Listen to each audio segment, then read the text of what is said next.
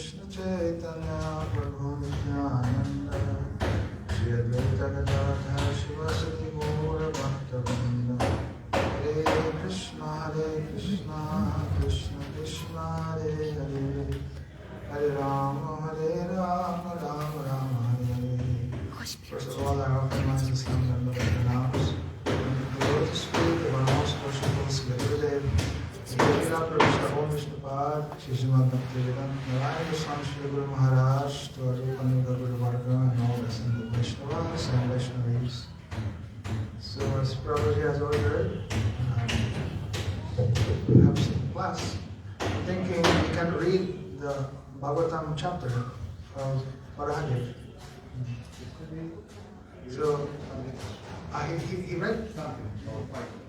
Oh, so he read from Bhagavatam. And where did he start? This is the third canto, 13th chapter. Okay, then we can. Because today is still Dwadasi and we're serving Varaha Dwadasi. It's good to hear these whole pastimes. And he finished. No? Who read? He said yesterday they No read. one reads Bhagavatam. You read Prabhu? Huh? You read Prabhu? He read Bhagavatam. Most people also know in the evening morning class. We're not here. So we can again, no problem, read again. Also, I have the Sarartha Darshini. We can read the commentary of Vishwanath Thakur. But it's good to read like the whole text, and then we have some context, like how what events happen. So that in the third canto of Bhagavatam, 13th chapter. So this is the appearance of Lord Varaha. That chapter is the appearance of Lord Varaha. So today is Varaha Dwadasi. Although our Vrata we already followed yesterday, because like we did with Ekadasi. Dwadasi started already yesterday. So still, we still continue glorifying Varaha. So I'll just read that. It starts with Sri Sukadeva Goswami said, O King, after hearing all these most virtuous topics from sage Maitreya, Vidura inquired further on the topics of the Supreme Personality of Godhead, which he adored to hear. Vidura said, O great sage, what did Swayambhuva, the dear son of Brahma, do after obtaining his very loving wife? O best of the virtuous, the original king of kings, was a great devotee of the personality of Godhead Hari, and thus it is worth hearing of his sublime character and activities. Please describe them. I am very eager to hear. So who is saying this? That is Vidura. He's asking Sukadeva Goswami. He wants to hear about the son of Brahma. Who is that? Swayambhu. He's the first Manu. You know, in the day of Brahma, there are 14 Manus. So every day of Brahma is like a cycle. It's a partial annihilation, you know, like every day of Brahma. So it begins with, and Manus, they're like the ruler of the earth. They are the progenitor. Because after annihilation, then again, the population have to be regenerated. Like now, the scientists, there's a word about overpopulation, and they're doing all these businesses to curb the population. It will naturally come, you know, at annihilation, all will be annihilated. Then again, restart. So, Manu, they're actually the ruler for one generation, and they populate for that particular generation. In the day of Brahma, there are 14 Manus. So his question is about glories of this Manu. That is Swayambhuva. said persons who hear from a spiritual master with great labor and for a long time must hear from the mouths of pure devotees about the character and activities of pure devotees. Pure devotees always think within their hearts of the lotus feet of the personality of Godhead, who awards his devotees liberation. Sri Sukadeva Goswami said, okay, so that's my what's his name? Vidura. He's saying, I have to hear from the pure devotee about the pure devotees. Okay, that's just logical. You don't hear from demons about pure devotees. Okay, so he's telling Sukadeva, you're pure devotee, I have to hear to you about these pure devotees like this, son of Brahma. Sukadeva Goswami said, the personality of Godhead Sri Krishna was pleased to place his lotus feet on the lap of Vidura because Vidura was very meek and gentle. The sage Maitreya was very pleased with Vidura's words, and being influenced by his spirit, he attempted to speak. The sage Maitreya said to Vidura, after his appearance, oh look, this was a conversation between Maitreya and Vidura. Maitreya was telling what Sukadeva was telling. So that's why in the beginning it says Sukadeva Goswami said, like this. And he's telling, oh, this is what Vidura, then Vidura asked the question. Then now it's Maitreya telling to Vidura, after his appearance, whose appearance? Manu. After his appearance, Manu, the father of mankind, along with his wife, thus addressed the reservoir of Vedic wisdom, Brahma, with obeisances and folded hands. You are the father of all living entities and the source of their subsistence. Because they are all born of you, please order us how we may be able to render service unto you. So he's just telling, after the appearance of Manu with his wife, they prayed to Lord Brahma. They asked, what is their duty? So how they can render service? So then, O worshipful one, please give us your direction for the execution of duty within our working capacity so that we can follow it for fame in this life and progress in the next. So then Lord Brahma said, my dear son, O Lord of the world, I am very pleased with you, and I desire all blessings for both you and your wife. You have, without reservations, surrendered yourself unto me with your heart for my instructions. O hero, your example is quite befitting a son in relationship with his father. This sort of adoration for his superior is required. One who is beyond the limit of envy and who is sane accepts the order of his father with great delight and executes it to his full capacity. So Lord Brahma, before giving instruction, he's even inspiring him. You know, like that this is duty of the son. And actually you have surrendered to me fully. He's praising him. And he's saying, this is the sane meaning in proper state of mind, not insane. What does he do? He accepts the order of his father with great delight. If father orders him something, he is very happy.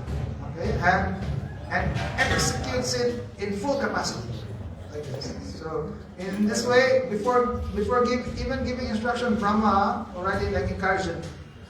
If I give you instruction, you have to be happily accepting that and execute it in full capacity. Since you are my very obedient son, I ask you, so then this is now his order. I ask you to beget children qualified like yourself in the womb of your life.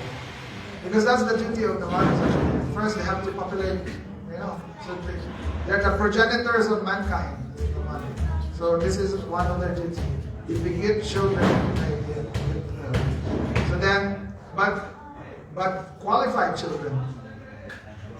And he said, rule the world in pursuance of the principles of devotional service. And you have to rule the world only in pursuance of bhakti. Okay. And thus worship the Lord by performances of yajna. Okay, so you rule in pursuance of bhakti and perform yajna as worship of the Lord. then, O king, if you can give proper protection to the living beings in the material world, that will be the best service for me. When the Supreme Lord sees you to be a good protector of the conditioned souls, certainly the master of the senses will be very pleased with you. So he's saying, the best service for me is in Manu. He's a king, you know. Manu, they're like the rulers. And there's all this Manu Samhita and all this, there are all Dharma Shastra, telling all proper duties and all the proper ways to live. So Manu is giving all this. So he said, you give proper protection to all living beings in the material world. He said, this is your best service for me. So that's Lord Brahma telling him. And if the Lord sees you, you're doing this, then he said, he will be very pleased with you. So Brahma continued, he said, the Supreme Personality of Godhead Janardhan is the form to accept all the results of sacrifice. If he is not satisfied, then one's labor for advancement is futile. He is the ultimate self, and therefore one who does not satisfy him certainly neglects his own interests. So here, like Lord Brahma telling to Manu, you have to satisfy the Lord. So that's what he's doing. Do this duty very nicely. Protect all the citizens, and how you do everything in accordance to bhakti, you do yajna, like this. And Bhagavan will be happy. If Bhagavan is happy, then everything is, you'll be satisfied. This is successful. Otherwise, it's futile. Bhagavan is ultimately the object of all sacrifice. So Manu said, O powerful Lord, O killer of all sins, I shall abide by your order. Now, please let me know my place and that of the living entities born of me. So now he's asking, so then where is my place? And all the jivas coming from me. Okay. So, O Master of the demigods, please attempt to lift the earth which is merged in the great water, because it is the dwelling place for all the living entities. It can be done by your endeavor and by the mercy of the Lord. So now this is now in relation to the story. Because what happened, the earth is submerged. That's why he's asking now, so where are we going to stay? He was just manifested by Lord Brahma, Manu. So he will start the new generation of people. So he said, oh, the earth is a place for us. So where will I stay? He said, so now he's asking, please lift the earth. He's now submerged in the Garbhodaka ocean. Like this. So we have to understand that is one reason of Varahadeva's appearance, to put the earth back into the proper place. And at that point, there was no Hiranyaksha. There was no Hiranyaksha. So, because this was the time of the first month, this was just after the dissolution. The earth was not in the proper order. Okay, so then he said, Sri Maitreya said, thus seeing the earth merge in the water, Brahma gave his attention for a long time to how it could be lifted. So then Brahma was thinking, how to lift this earth. Brahma thought, while I have been engaged in the process of creation, the earth has been inundated by a deluge and has gone down into the depth of the ocean. What can we do who are engaged in this matter of creation? It is best to let the Almighty Lord direct us. So this is the thing. He's showing also Lord Brahma is not independent. You know, he's creator and he's like managing the affairs of the universe. But he's under Anugatya. So now he said, like, those who are engaged in the matter of creation, what should we do? It's best to let the Almighty Lord direct us. O sinless Vidura, all of a sudden, while Brahma was engaged in thinking, a small form of a boar came out of his nostril. The measurement of the creature was not more than the upper portion of a thumb. So then that's how Lord Varahadev appeared. The moment he thought of the Lord, like he will give us direction. Then from his nose, from his nostril came out a small form of a boar, and the size of the upper portion of the thumb. O descendant of Bharat, while Brahma was observing him, that boar becomes situated in the sky in a wonderful manifestation as gigantic as a great elephant. So it started from like size upper portion of the thumb, and then became situated in the sky and became very big, gigantic as a great elephant. Struck with wonder at observing the wonderful boar-like form in the sky, Brahma, with great Brahmanas like Marichi, as well as the Kumaras and Manu, began to argue in various ways. So we can see at that time it's only these personalities. They're the only witness here. You know. So there's Marichi, and he's another child of Brahma, and a few other Brahmins who were there. The Kumaras and Manu. So they began to argue. They were arguing about. So they're saying, is this some extraordinary entity come in the pretense of a boar? It is very wonderful that he has come from my nose. So that's Lord Brahma telling them. First of all, this boar was seen no bigger than the tip of a thumb. And within a moment, he was as large as a stone. My mind is perturbed. Is he the Supreme Personality of Godhead Vishnu? While Brahma was deliberating with his sons, the Supreme Personality of Godhead Vishnu roared tumultuously like a great mountain. That is the first sound you heard. First you just see, and then you hear the sound. It's a roar from Varahadev. The omnipotent Supreme Personality of Godhead enlivened Brahma and the other highly elevated Brahmanas by again roaring with his uncommon voice, which echoed in all directions. So that roaring enlivened them. Within the great sages, when the great sages and thinkers, who are residents of Janulok and Tapalok and Satyalok, heard the tumultuous voice of Lord Boar, which was the all-auspicious sound of the all-merciful Lord, they chanted auspicious chants from the 3 Vedas. Now, we have to understand, why are they talking Janulok, Tapalok, and Satyalok? These are the upper planetary system. During this partial annihilation, these planets, they don't get annihilated. These are planets of the sages. So, they don't get annihilated. The Earth is out of orbit, there's nobody there. And now Manu will give new generation of people there. But before that, the Earth has to be lifted. So, but now that Lord Boar, that's Varahadev, has come, then he said the residents of Janalok, Tapalok, and Satyalok, now they began to recite the chants from the Vedas. And playing like an elephant, he entered into the water after roaring again in reply to the Vedic prayers by the great devotees. So to reply to the chanting, then he roared again, and then he said he dove in the water. Which water is this? This is the Garbhodaka Ocean. The Lord is the object of the Vedic prayers, and thus he understood that the devotees' prayers were meant for him. Before entering the water to rescue the earth, Lord Boar flew in the sky, slashing his tail, his hard hairs quivering.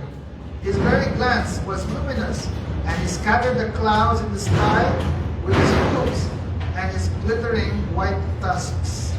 Okay, so like those divers, before they dive, they made some like initial postures like that. So Varahadev also is showman, So before he dived, then his tail he slew and his hairs quiver like this. And he said his glance is very luminous. His glance. And then the clouds they scattered. He scattered the clouds with his hooves. His hooves. And tusks. The tusks also is glittering. The tusks are glittering. He was personally the Supreme Lord Vishnu and was therefore transcendental. Yet because he had the body of a hog, He searched after the earth by smell. His tusks were fearful, and he glanced over the devotee Brahmanas engaged in offering prayers. Thus he entered the water. Okay, so this is the speciality of the boar, no? By sense of smell. They have very strong sense of smell. In this way, he is using the sense of smell to look for the earth. Diving into the water like a giant mountain, Lord Boar divided the middle of the ocean, and two high waves appeared as the arms of the ocean, which cried loudly as if praying to the Lord. O Lord of all sacrifices, please do not cut me in two. Kindly give me protection. Like this. So, it appeared like that. The ocean, like half, and like opening arms like this. And they're praying, give me protection, don't cut me. Lord Boar penetrated the water with his hooves, which were like sharp arrows, and found the limits of the ocean, although it was unlimited. He saw the earth, the resting place for all living beings, lying as it was in the beginning of creation, and he personally lifted it. Lord Boar very easily took the earth on his tusks and got it out of the water. Thus he appeared very splendid. Then his anger growing like the Sudarshan wheel, he immediately killed the demon Hiranyaksha, although he tried to fight with the Lord. So now there's a new character came. So the demon Hiranyaksha, he said he killed like this. So we have to understand, and therefore if we read the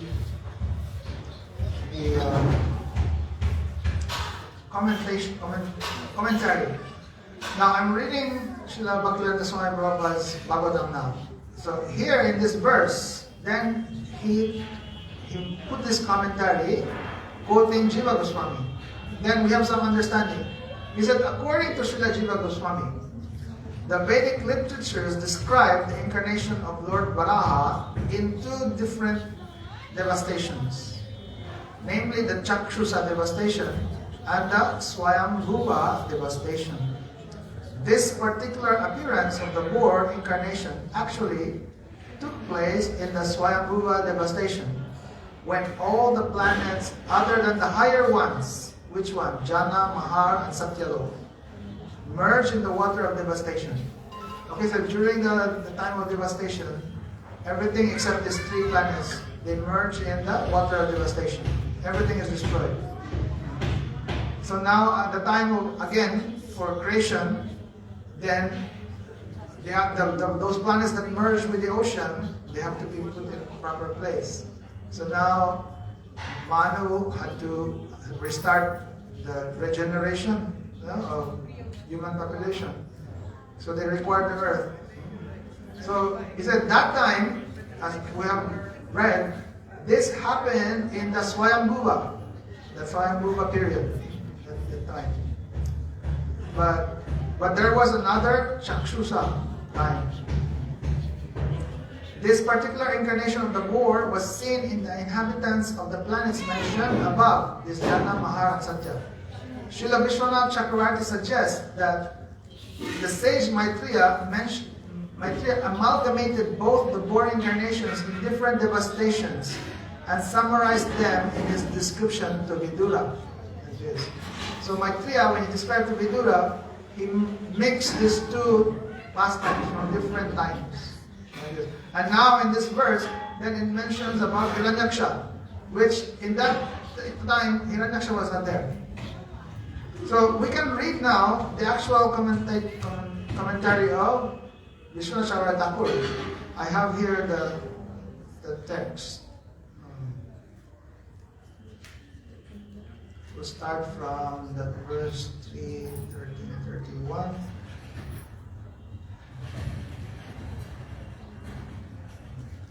So he's saying here,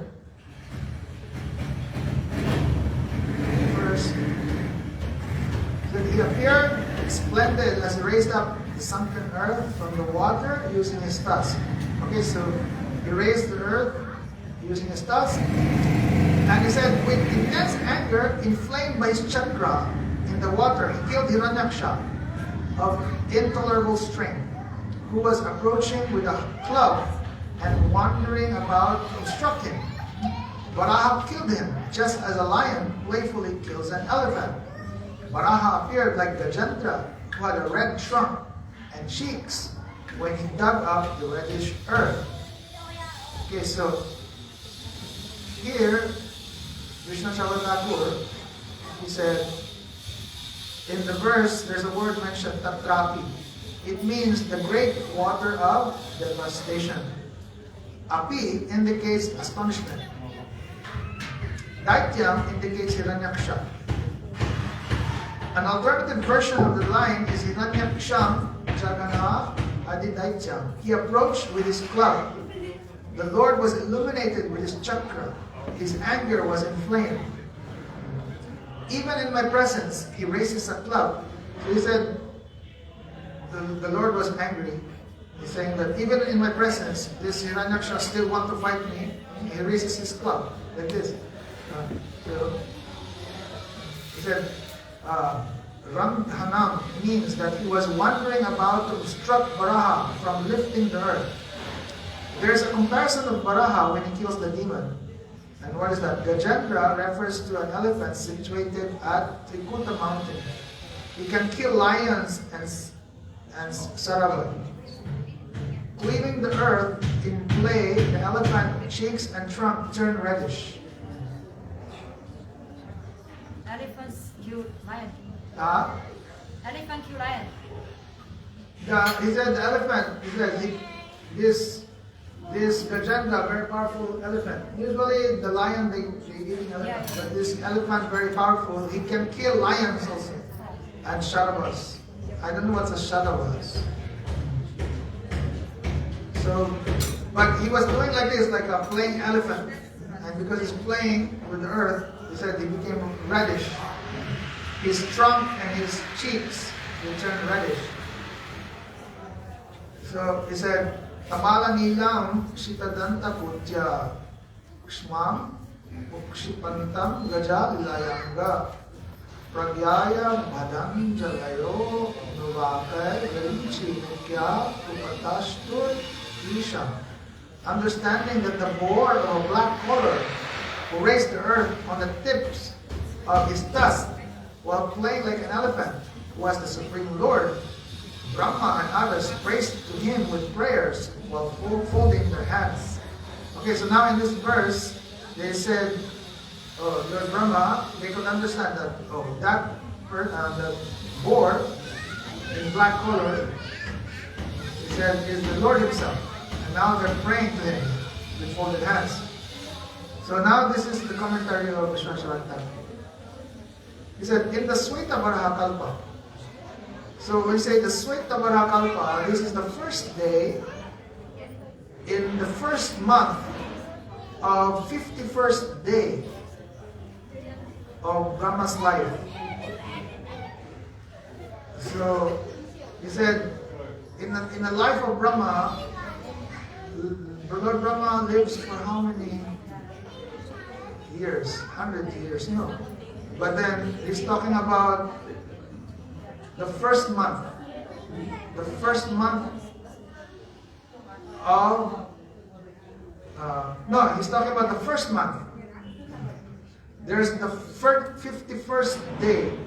The first day in the first month of 51st day of Brahma's life.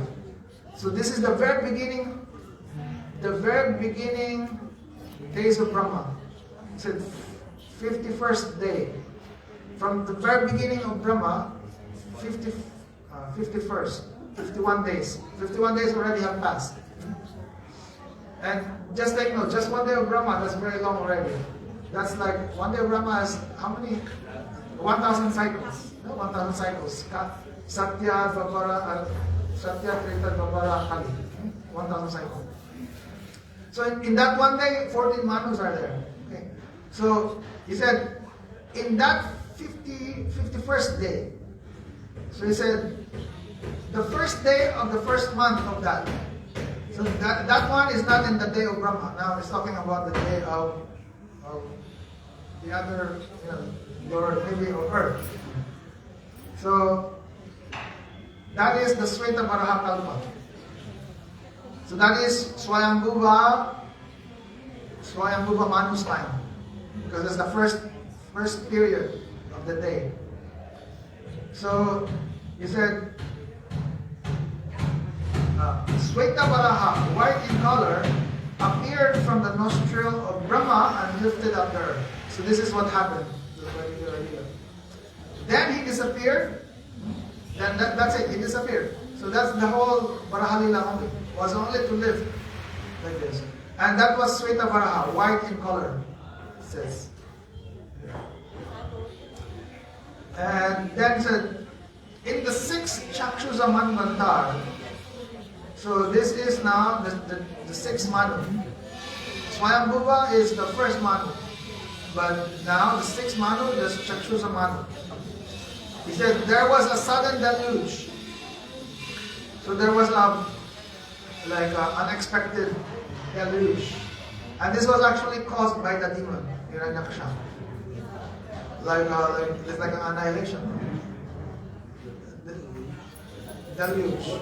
Like water, like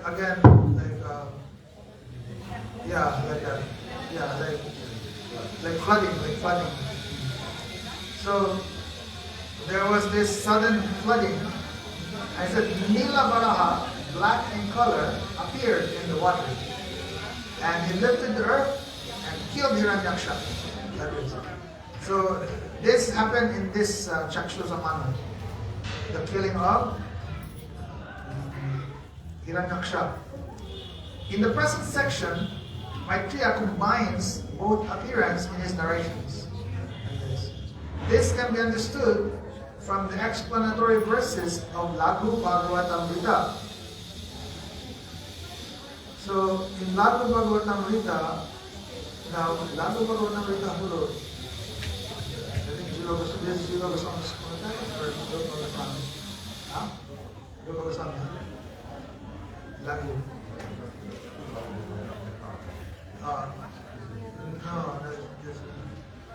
this I don't know actually. I'm thinking that's Jiva's. That is his commentary on Bhagavatam, but I can't remember. But anyway, now Vishwanath Thakur, he's quoting Laghu Bhagavatamrita, explaining all these things. It says here, the boar avatar appeared twice. First in Swayambhuva Manvantar from Brahma's nostril, in order to lift the earth, and the second time during the Chakshusa Manvantar, appearing from the water. So in the Chakshusa Manu, he appeared just from the water. In Swayambhuva Manu time, he appeared from the nostril of Brahma. Yeah, the sixth Manu is Chakshusa Manu. In the same way. In the Svetabharaha. It says like that. That's the 51st day of Brahma. Each day has 14 Manus. And each Manu is like 72 cycles. Their lifespan is 72 cycles of this. Of the 4 yugas. 72, each Manu, their lifespan. 72. If you multiply 7 times 14, that will total to like 1,000. So, he said the boar with tusks assumed the 4-legged animal form to kill Hiranyaksha and lift the earth. According to some authorities, however, this form is half man and half boar. Okay, so he said Hiranyaksha is 4-legged animal. I mean, parade, like a boar. But he said, according to some authorities, especially the one who fought with Hiranyaksha, he is half man, half boar. Sometimes the boar avatar is black like a cloud, and sometimes he is white like the moon. The form of sacrifice, he is very strong. endowed with these two colors. It is stated in scriptures that Hiranyaksha was born through Daksha, who was the son of the Prachetas during the reign of Chakshusa Manu. Okay, take note of this. Because now he's showing evidence, like how the first in the Swayambhu Manu, not possible for this Pakila to appear from Hiranyaksha. Because Hiranyaksha, he was born through Daksha. Daksha. Kashyapa Muni. No, we're talking about the dynasty. He's from this dynasty of Daksha. Because Diti is the daughter of Daksha. So he said, Daksha was son of the Prachetas. The Prachetas, how many are there? I think there's 100. 9 of them are the Yogendras. The rest, something like that. But okay, anyway, he said,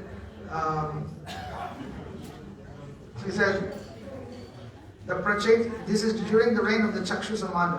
Thus, the appearance of the boar avatar during the reign of Chakshusa Manu is confirmed by the information about the birth of Daksha at that time. So that is Daksha was born at this time of the Chakshusa Manu, not during Swayambhu Manu.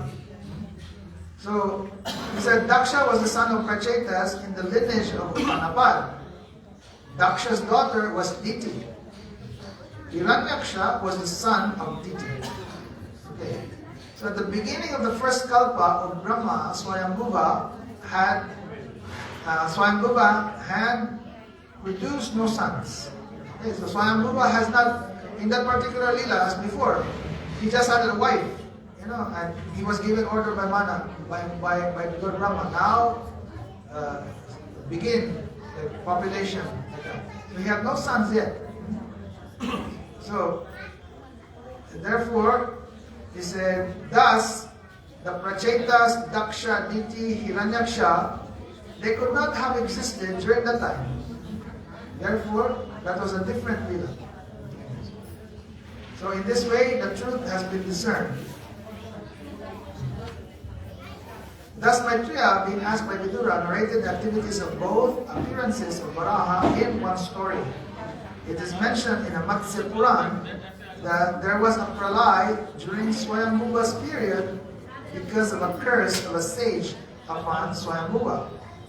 It is mentioned in the Vishnu Dharmotara that by the will of the Lord, there was a sudden deluge during the reign of Chakshusa Manu. Anuvakas are Vedic prayers. They praised him with prayers similar to those. Okay, so here he's giving all this evidence that he was telling, okay, this thing happened in Swayambhuva time. There was a deluge in Swayambhuva time because Swayambhu, he was cursed by a sage. He's saying that during that period, because of the curse of a sage, he's saying. But also in Chakshusa Manu, he said there was a sudden deluge, and we can understand this is because of Hiranyaksha, this effect of his evil activities. The sages said, O unconquerable Lord, O source of sacrifice, we offer respects to the boar who shakes his body made of the 3 Vedas, in whose hair pours the oceans merge. We offer respects to you who have the form of a boar, the source of the universe. So, these are the prayers of Brahma and all the sages. O Lord, the sinful cannot see you. They cannot see your form as sacrifice. From whose skin arose the verses, from whose hair holes arose kusha grass, from whose eyes arose ghee, and from whose feet arose the 4 hutras. So in commentary, Krishna Charvatakur, he said, they praise Varaha as the form of sacrifice in 4 verses. So they're telling Varahadev is himself a form of sacrifice. So how is the form of sacrifice? Then these 4 verses that we're reading now is a description. So first he's saying that from his skin pores, kusagras is there. Also from the skin itself is the source of the verses. And his eyes come to ghee, the source of ghee. And his feet are the 4 hudras.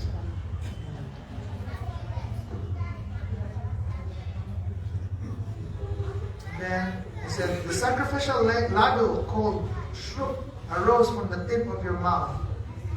The priest using the ladle to put the ghee on the fire. He said, it comes from the tip of your mouth. The ghee ladle, the sacrificial ladle is from the tip of your mouth. The ghee ladle called shruva arose from your nostrils. The ida vessel arose from your stomach. The soma container arose from your ears. The prasitra vessel appeared from your mouth. The soma ladle arose from the space in your mouth. The chewing of the offerings is our fire sacrifice. So the fire sacrifice is Varahadeva's chewing of the offering. Shruk is a large sacrificial ladle. So he's explaining now these items. So he said shruk is a large sacrificial ladle. It appeared from the tip of the mouth, and shruva appeared from his nostrils. The ida vessel is for eating. Chamasa and graha are vessels for soma. The prasitra vessel is for keeping the portion offered to the Brahma of the sacrifice. Rasana means of eating. Thus it means the space in the mouth. Charvana means eating or consuming. It's actually giving the meaning in the verses, each words. Now, we don't really have much time to one by one analyze. So we'll just quickly read this through. He said,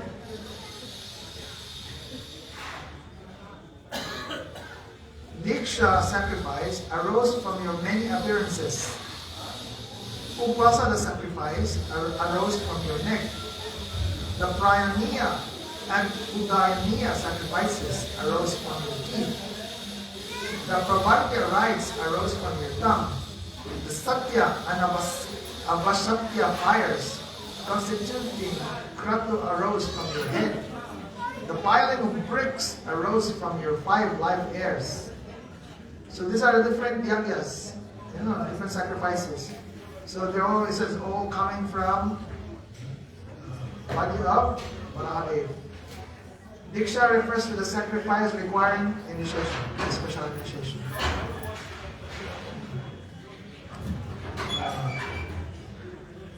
Upasada sacrifice. He said the Upasada sacrifice arose from your neck. So the Upasada, meaning 3 special sacrifices. And Prayaniya, he said the Prayaniya and Udariya, these 2 types of sacrifice arose from your teeth. So he said Prayaniya means the sacrifice after the initiation. And Udayaniya is the final sacrifice. He said those arose from his teeth. And Pravartya rites arose from the tongue. It is a rite preceding the Upasada sacrifice using a Mahavir vessel. So those Brahmanas actually who's doing all this yagya, they will understand this. We don't do all this yagya, so we just take these words. But we can understand all these different yagyas and all these parts of yagyas, ingredients of yagyas, they're all coming from the body of Varahadev. So it's not just the kusha grass. Sometimes we all just know, the kusha grass is coming from Varahadev. Actually, all coming from Varahadev. Even the fire that's, that is the chewing of Varahadev. Like that. The bricks also, they're being laid, right? Like for the place of Yagya. So he said, these are coming from the 5 life heirs of Barahale. He said, "Oh Lord, Soma arose from your semen. The time for morning rites arose from your seed. The 7 types of sacrifice arose from your 7 dhatus. The Shatra sacrifices arose from your joints. You are all sacrifices with and without Soma. You are bound by the devotion expressed in sacrifice." So,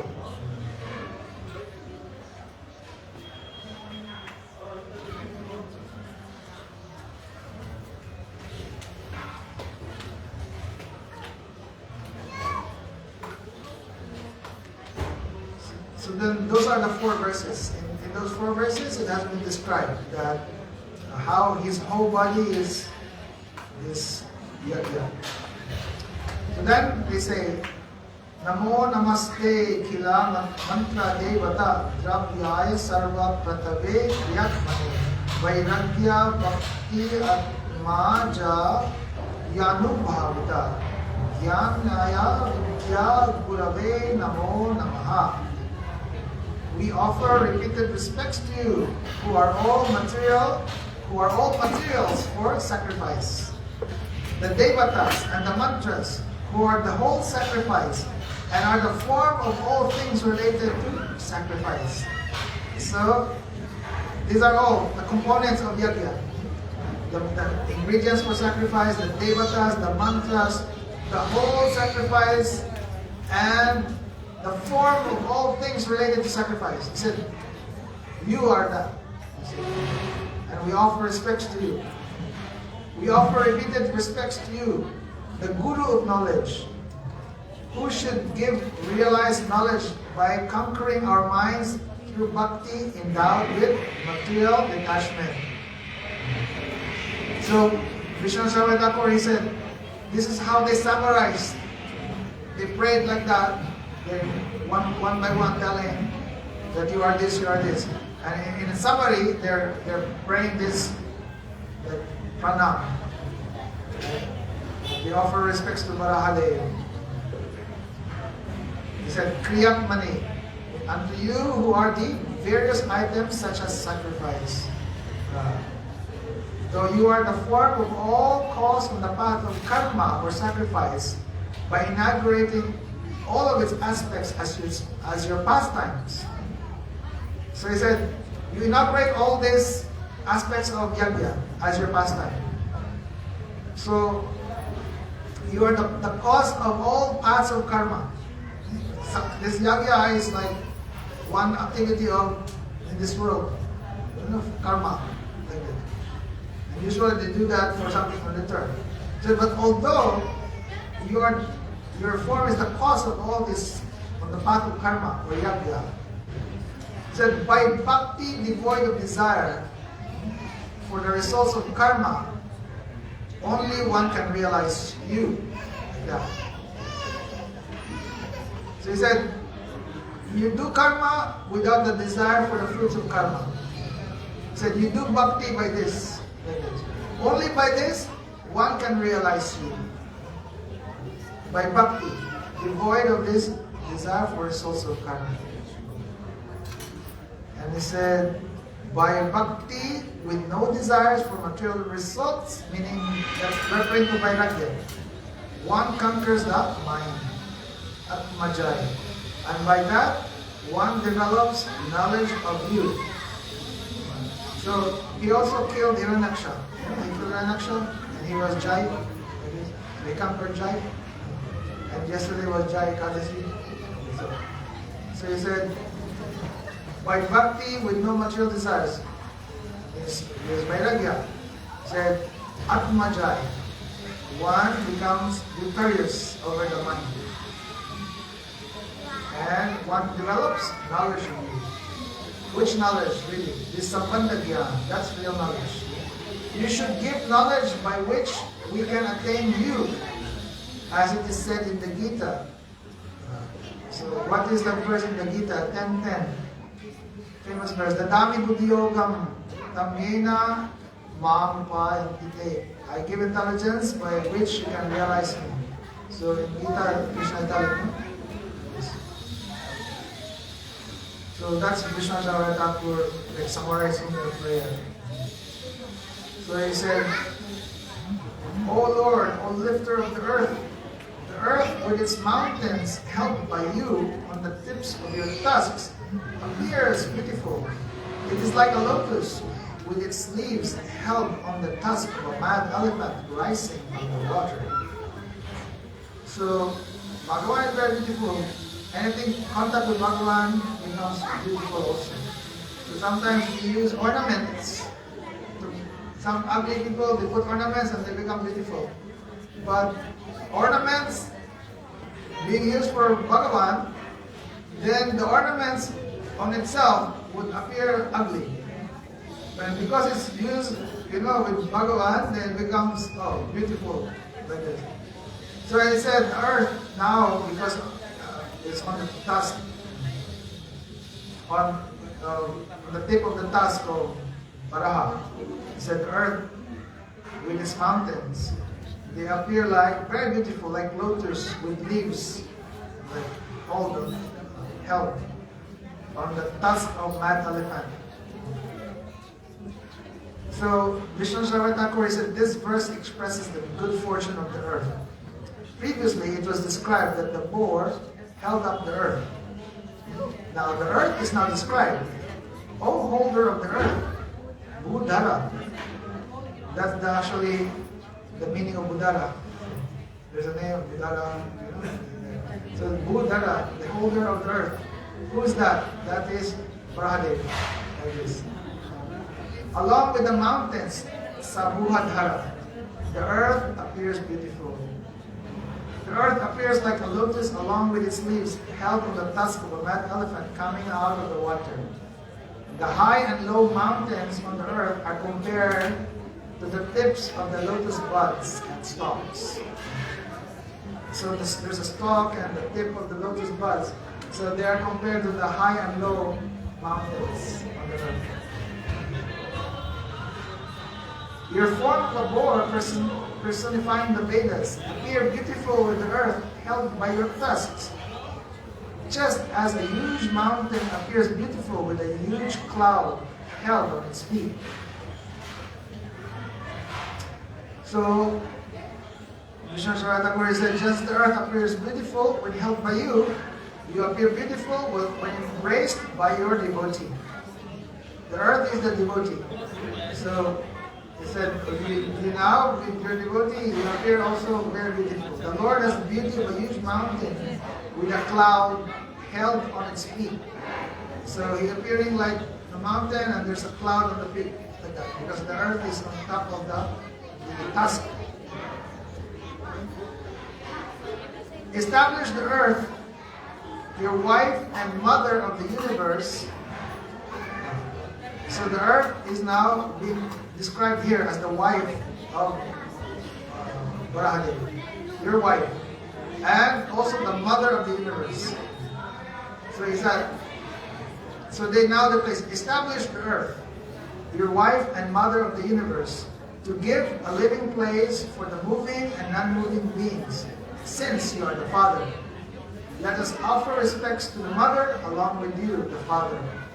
In the earth, you have invested your energy, which is like fire in an Arani stick. Okay.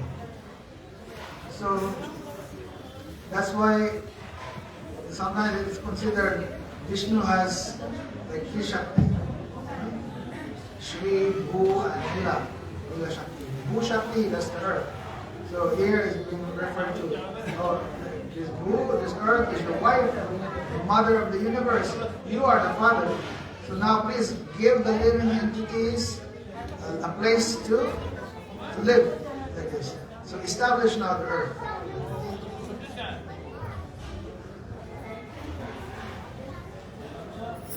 And so he said, in the earth you have invested your energy, which is like fire.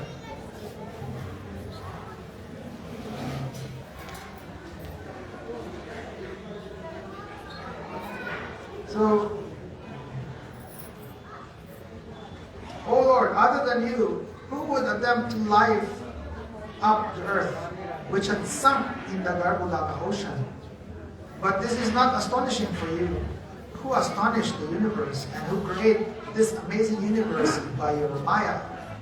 So this is how they glorify. So they're saying like this, Krishna Thakur said, we glorify your pastime, which is hard for others to understand. O Lord, other than you, who would desire to do this act of lifting up the earth? So then, continue. O Lord, when you shake your body made of the Vedas, we, the inhabitants of Janalok, Tapalok, and Satyalok, have been washed and purified by the drops of auspicious water coming from the tips of your hairs. So you see, you know, like the pigs have this hair, and they do, not just pigs actually, like dogs or anything like that, when they shake, and wet, you know, then they drop, you know, like water everywhere. So they got this water from by shaking the body. So they got from the tips of the hair this water drops. So Krishna Thakur, he rephrased the verse and he's saying, lifting the earth is not astonishing for you, but it's astonishing for us that on the pretext of the earth falling into the water, you have been merciful to us and made us successful. So, and how? It said by giving up the nectar of water touching your body, whose drops reach up to us like this. So they're glorifying like this. To lift the earth is not astonishing for you, but what is astonishing for us is that by using this as a pretext you to lift the earth, you're actually making us successful by dropping this nectar from your body to us. So he who thinks that your actions are limited, though your actions are unlimited, is the greatest fool, since you bewilder the whole universe with your Yoga Maya and Material Maya. O Lord, bestow good fortune on us so that we can know you as much as possible. So this is their prayer.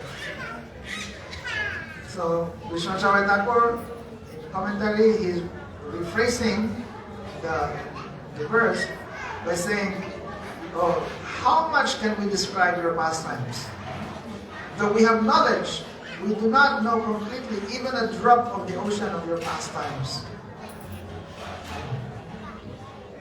Others are more unfortunate. He who thinks he knows the limits of activities of you, the unlimited, is foolish. So he said, he used the word esate. Es belongs to the Bhu class of verbs and means to go or approach. Jivas bewildered by Maya may not know you, but my devotees beyond Maya, such as Narad, should know me. The sages answer by saying that those in the spiritual realm are bewildered by Yoga Maya, and those in the material world are bewildered by ignorance. Your spiritual devotees are bewildered by Yoga Maya since they are submerged in your sweetness. The others, material jivas, are bewildered since they are submerged in material happiness and suffering. Thus, who can know the end of your activities? Therefore, bestow good fortune to us and let us know as much as we can. We should not be falsely proud of thinking we know everything about you. Then Maitreya said, after being thus praised by the sages with Vedic words, the boar, the protector, placed the earth on the water which had been attacked by his hooves. Being praised, and this is a commentary, Krishna Thakur rephrased the verse saying, being praised and served by the sages, the boar, placed the earth on top of the water, which had been attacked by his hooves. This shows the bestowal of the supporting Shakti to the earth. The Lord Vishwakshena, the Lord of the living beings, having placed upon the water the earth which he had lifted from the water, then departed for his own abode. The Lord, whose intelligence destroys the material sufferings of the devotee and who possesses praiseworthy mercy, is easily pleased in his mind with that person who hears and let others hear this auspicious, pleasing story of the Lord. Okay, so it's good that we read this. This is now benediction. He's saying that, he said, the Lord, whose intelligence destroys the material suffering of the devotee, and he possesses so much mercy, praiseworthy mercy. That Lord, said, is easily pleased in his mind with that person who hears this narration. So he just heard, so the Lord has to be pleased with us. And also those who let others hear this auspicious narration.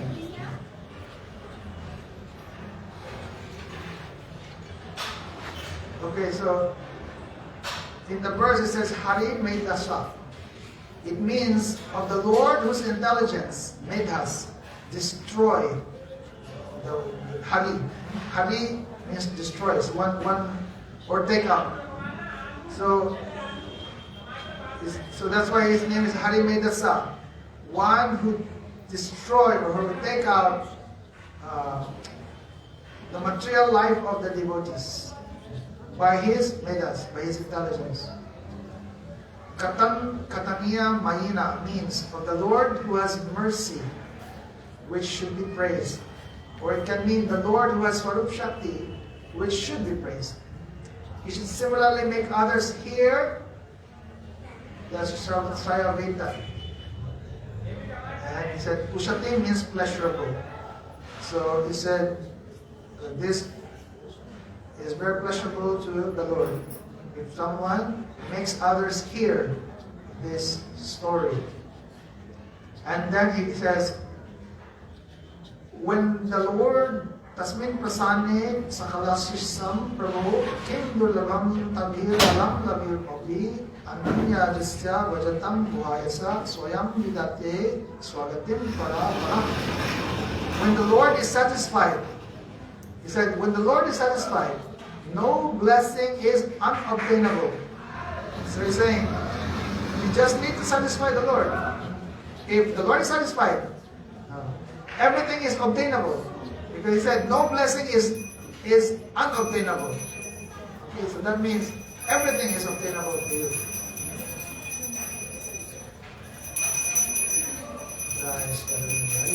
Okay, so he said, but what is the use of these insignificant material benedictions? The Lord, dwelling in the heart of the devotee, personally arranges his supreme abode for the devotees who worship him without material motivations. So this is an important point. He said, we please the Lord. By pleasing him, you can get all blessings. But really, for the devotee, what is the best blessing? Really is nothing else but just having this pure devotion to the Lord. And he said, and for that devotee, then his supreme abode, the Lord will personally arrange for that. So, Krishna Thakur, we can use this as the last, we can end here. He said, by pleasing the Lord, what is difficult to attain becomes easy to attain. But what is the use of such benedictions? So that's what the verse was saying. These benedictions are insignificant. And he said, one should not worry that one's worship of the Lord will not bring fruit. For those who engage in bhakti without any other desire, the Lord himself arranges the attainment of his own abode. Because the Lord is in the heart of the devotee. He knows the pure bhakti of the devotee. So, this is Sridhar Swami's explanation. Sridhar Swami is the original commentator of Bhagavad Gita. So that's how he explains. So using his ears as hands to take the nectar, knowing the essence of all human goals to be bhakti, having drunk the sweet stories of the Lord among all the past narrations which destroy material existence, what person would then reject them? Only an animal would reject them. Bhakti is the greatest attainment for the human being among all goals. Knowing this one knows the essence of everything. So this is the real knowledge. That if you know that the goal of human life is only attainment of bhakti. So he said, the person who says that bhakti is a practice for the ultimate goal, but is not itself the final result, he said, is an animal. He said, whoever says that bhakti is the practice for the ultimate goal, but this bhakti is not the final result, he said, he's an animal. It's not like that. Para kathanam means among previous events. Vayapaham means that which destroys material existence. Aho means astonishing. So he said, who except an animal would refuse this? A person who refuses is an animal. Later, the animal nature of the yogi who rejects the attractive topics of the Lord will be described. So that will be the subject matter later. How even yogis, they're really like animal because they're rejecting this bhakti. They're thinking that some other benediction is better. So he said, you know, many pastimes of the Lord has been told. They are like nectar. So that's why in the verse, he said, using the ears like the hand to take the nectar. Someone, by hearing, then you can realize that essence of knowledge really is to know that ultimate goal is bhakti. Like this. How? Okay, because you're hearing all these sweet stories of Bhagavan. But then when you reject them later on, because you think something else is higher than this, something else is higher than bhakti, then he said, by rejecting, you're like an animal. Like this. He said, only an animal would reject them. Oh, this is the last verse. So then he said, the unfortunate yogi who has developed love for the Lord, full of all sweet qualities, whose heart is somewhat soft because of devotion, whose body hairs stand on end in ecstasy, who is constantly overcome with intense tears of joy, gradually withdraws his book-like mind from the Lord's form. So this is the situation of some yogis. They hear the Lord's pastimes, they become attracted. But then, and they even experience some ecstasy. But then, gradually, because they think something else is better than bhakti, and they engage in all this like artificial, like controlled senses, and like impersonal, like practices. Then they, after hearing the topics of the Lord, which is like full of happiness, again they turn away from that. So they're like animals. And what to speak of the yogis, materialists also. Sometimes even like devotees were hearing all these very nice pastimes of Krishna. Like this. We become attracted, we become very happy. And then later on you forget. You think, oh this thing is more enjoyable. This will make me more happy. You forget the words of name like this.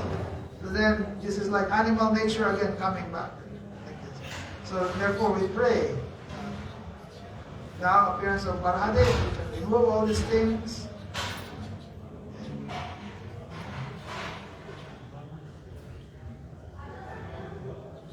And just before the Lord Nityananda's appearance day, this appearance of Varaha has come. And making us ready. Like very clean and now can fully accept Akanda Guru Tattva under Nityananda. Okay, so now we can end here. Jai Srila Gurudev ki, Jai Srila Varadev ki, Jai Srila Bhagavatam ki jaya. Jai Gaur Premanande. Vacha Kalpataru Sivas and